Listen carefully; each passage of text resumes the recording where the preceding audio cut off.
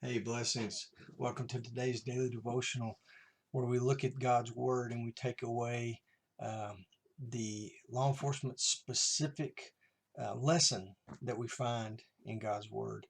Today's reading was out of 1 Samuel chapter 26 and 29, and I really hope you had a chance to look at this and read it ahead of time so you know where we're going with this takeaway.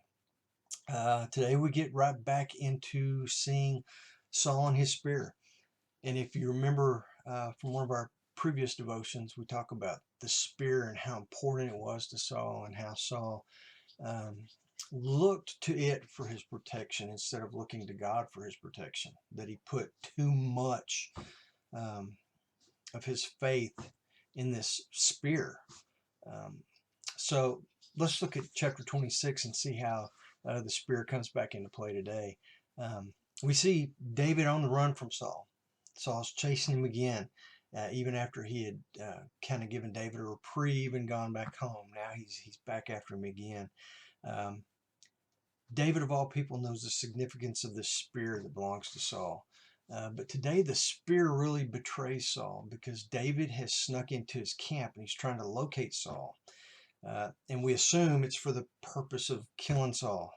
But if we assume that, just like we may have assumed it when he went into the cave, we'd be wrong. David goes into the camp. He's sneaking around. All these soldiers are asleep, and he's stepping over people, and he's looking for Saul. And then all of a sudden he sees the spear sticking up out of the ground like a flag that says, "Here he is." Saul's spear points the way to Saul. David goes right up and he takes the spear and he takes Saul's jug of water, and they are symbolic of Saul's very life, of the thing he puts all his protection in. With the spear, it protects him in battle against all of his enemies.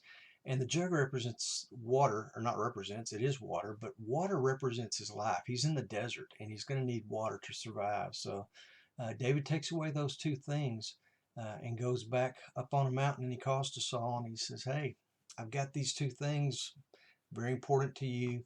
And he speaks with him, "Why are you still chasing me?" Saul sees that he has sinned again, and he apologizes to David and says he's not going to chase him anymore. But the very next thing that David does just blows my mind. Here's this weapon that Saul's used twice to try and kill him with. David knows how much um, importance Saul places on this spear. I think I would have destroyed it or kept it. I wouldn't give the spear back to Saul. But David realizes this spear means nothing. It's important to Saul, but if David keeps or does anything with it, he just feeds into Saul's notion of how important this spear is. So what does David do? David says, "Here's the spear back. I'm not worried about your spear. I'm not afraid of your spear. Your spear means absolutely nothing. Matter of fact, here, you can have it back. Send somebody up here to get it, and it's yours." Um, David gives us a great example of not putting our faith into things and stuff, which we're so apt to do as human beings. It's a great lesson, a great takeaway for us who carry weapons, not to put too much faith and stock in these things to protect us. We know that our protection only comes from the Lord. So anyway, I hope you got a chance to read this. I hope you enjoyed it, and I look forward to seeing you again tomorrow. Be safe out there.